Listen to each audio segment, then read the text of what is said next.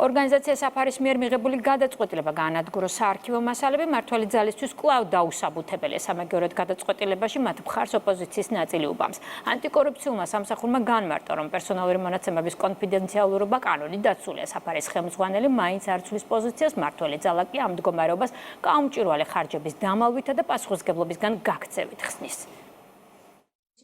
გამჭვირვალობის წინააღმდეგ ორგანიზაცია საფარის ხელმძღვანელს მხარს მოკავშირე ოპოზიციონერი პარტიები უბამენ.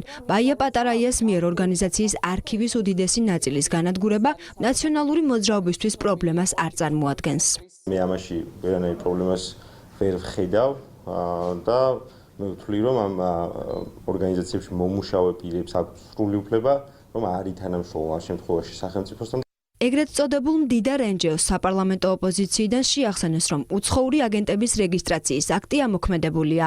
შესაბამისად, მზაკრული მიზნების გაურკვეველი არგუმენტებით შეფუთვა და პასუხისმგებლობისგან გაქცევა არ გამოვა.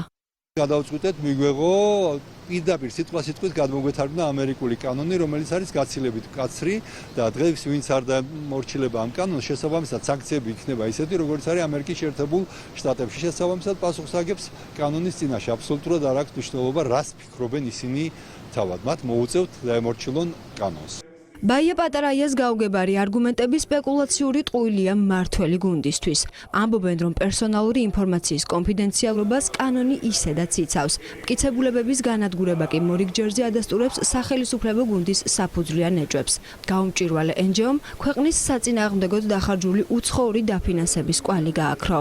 თუ რაღაც გასანადგურებელი გაქვს, ესე იგი რაღაცას მალავ.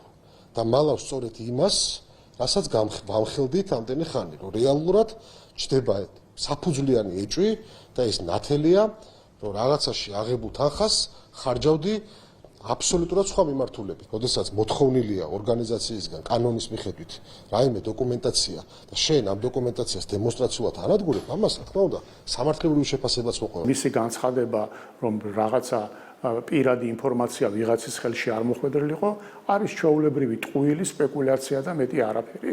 იმიტომ ადამიანები, ვინც ხმათ არ იცნობს კანონმდებლობას, რომ ისინი შეცდომაში შეიყვანოს. მას არ სურდა ხარჯები, რეალური თანხები რაში დაიხარჯა, ეს დოკუმენტაცია გამხდარიყო საზოგადოებისათვის ცნობილი.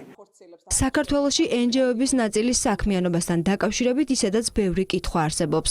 როგორც ჩანს, ბაია პატარაიას ორგანიზაციას დასამალი ბევრი აქვს.